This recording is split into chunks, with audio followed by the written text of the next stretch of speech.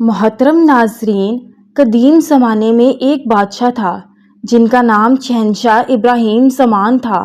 نیک سیرت، رعایا سے محبت کرنے والے تھے، طبیعت میں تھوڑا سخت مزاج تھے۔ شہنشاہ دربار میں حاضر ہوئے، تمام معاملات دیکھنے کے بعد اپنے وزیر سے مخاطب ہوئے اور کہا، محمد عمار، ہم نے بچپن سے جوانی تک کا سفر طے کیا ہے، کئی مشکلات دیکھی، اب الحمدللہ ہم اپنی سلطنت کو مضبوط بنا چکے ہیں۔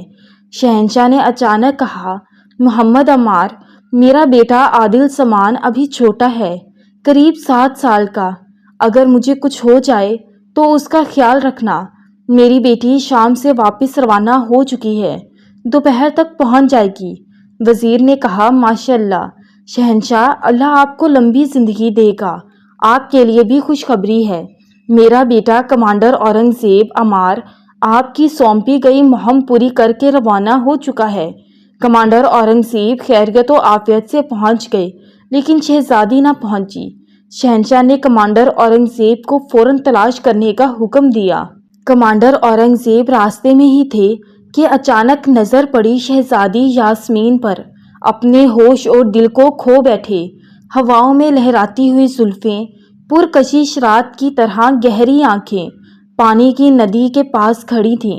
موسم خزاں کے زرد پتے چاروں طرف بکھرے ہوئے تھے، ہر طرف شہزادی کی زلفوں کی خوشبوئیں ہر چیز کو اپنی طرف مائل کر رہی تھیں۔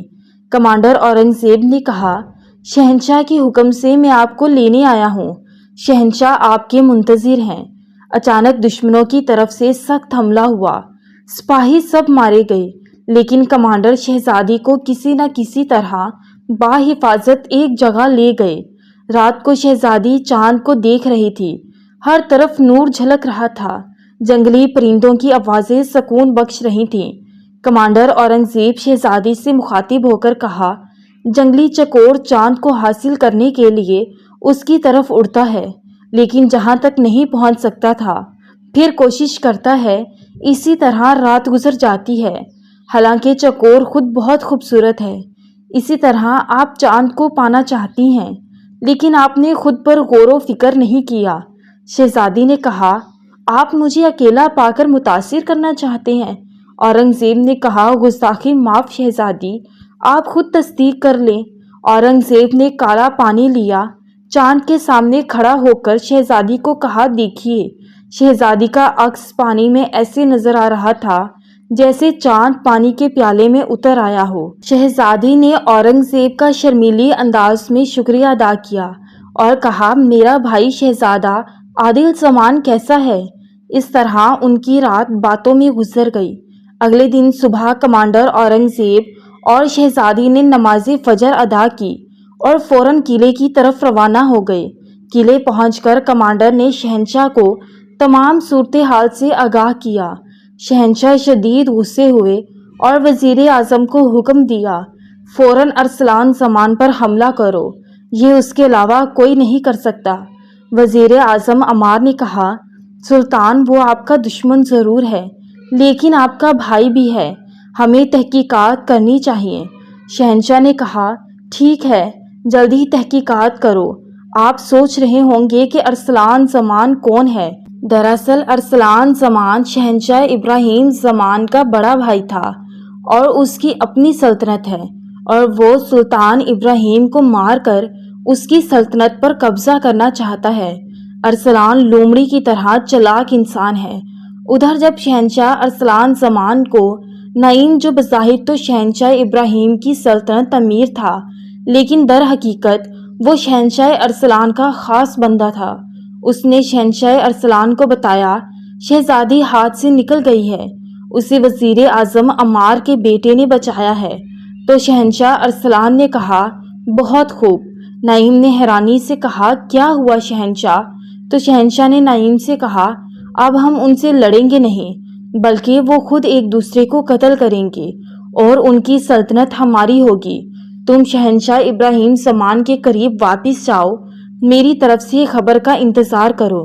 شہنشاہ ابراہیم زمان کی سلطنت مضبوط تو تھی، لیکن اندر نعیم جیسے غدار گھس چکے تھے۔ ادھر شہزادی اور کمانڈر اورنگزیب ایک دوسرے سے محبت کرنے لگے تھے۔ شہزادی نے اورنگزیب سے کہا، آپ جانتے ہیں نکاح کرنا سنت ہے؟ اور اورنگزیب نے کہا، جی ہاں۔ شہزادی نے کہا، پھر اپنے والد سے میں بات کرتی ہوں، وہ بھی آپ کو پسند کرتے ہیں، انشاءاللہ مان جائیں گے۔ اورنگزیب نے کہا، ٹھیک ہے شہزادی، اگر ہمارا نکاح لکھا ہے تو کوئی روک نہیں سکتا۔ شہزادی نے شہنشاہ ابراہیم سے بات کی۔ شہنشاہ اور وزیر اعظم عمار دونوں رضامند ہو گئے۔ جب یہ خبر شہنشاہ ارسلان کو پہنچی تو اس نے غدار نعیم کو خط لکھا تھا، جس پر عمل کرتے ہوئے نعیم رات کو سلطان ابراہیم کو تنہا پا کر ان کے پاس گیا اور کہا، گستاخی معاف شہنشاہ۔ شہنشاہ نے کہا، کیا بات ہے نعیم، بولو۔ نعیم نے کہا، شہنشاہ، یہ سلطنت آپ کی ہے، پھر آپ کی بیٹی کی ہوگی، لیکن اب جو کہ آپ نے اپنی بیٹی کا رشتہ وزیر اعظم عمار کے بیٹے کمانڈر اورنگزیب سے طے کر دیا ہے، اور اورنگزیب پہلے ہی آپ کی فوج کا کمانڈر ہے، سونے پہ سہاگا کہ بیٹی کا رشتہ بھی مل گیا ہے۔ مجھے ڈر ہے کہ آپ کی وفات کے بعد فوج کشی کر کے آپ کے بیٹے کو خدا نہ خواستہ قتل کروا کے آپ کے تخت پر نہ بیٹھ جائے۔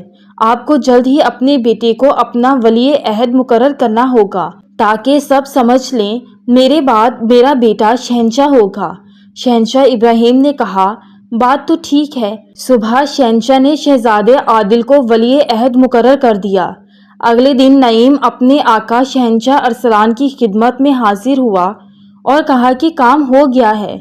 آقا شہنشاہ ارسلان نے کہا کہ اب جاؤ، شہنشاہ ابراہیم زمان کے بیٹے کو مروا دو، لیکن مروانا اس طرح کہ الزام کمانڈر اورنگزیب پہ آئے۔ نعیم نے آمین کہا۔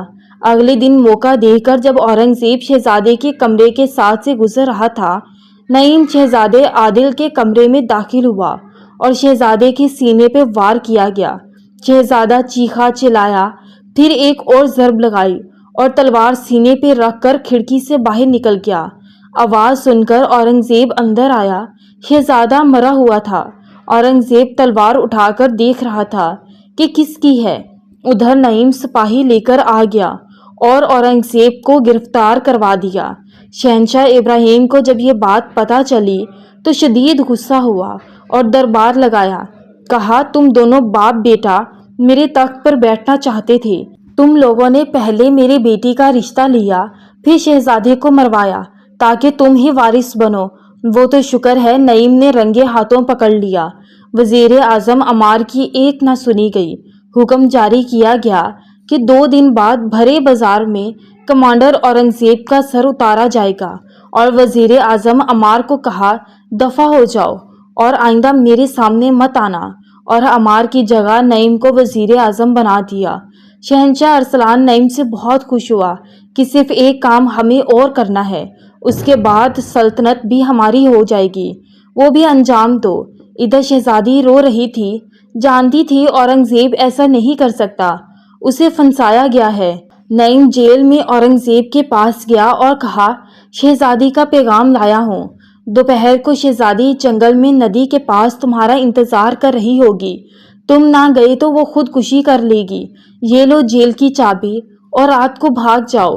ادھر نعیم نے شہزادی سے کہا، اورنگزیب جنگل میں انتظار کر رہا ہوگا، ابھی روانہ ہو جاؤ، گھڑ سواری اور کچھ سپاہی باہر تیار ہیں، میں اب دونوں کے ساتھ ہوں۔ جب دونوں نکل گئے تو رات کو فجر کے وقت شور مچ گیا۔ شہنشاہ باہر آیا، نعیم سے پوچھا، کیا صورتحال ہے؟ نعیم نے بتایا، شہنشاہ، اورنگزیب نے ہمارے سپاہی مار دیے، شہزادی کو اغوا کر کے لے گیا ہے اور خط چھوڑ گیا ہے جس میں لکھا ہے کہ اگر ہمت ہے شہزادی کو چھڑوا لو۔ شہنشاہ ابراہیم شدید غصے ہوا اور کہا کہ وہ کس طرف گیا ہے؟ نعیم نے کہا کہ جنگل کی طرف گیا ہے۔ شہنشاہ نے کہا، فوراً سپاہی تیار کرو، ہم بھی جا رہے ہیں۔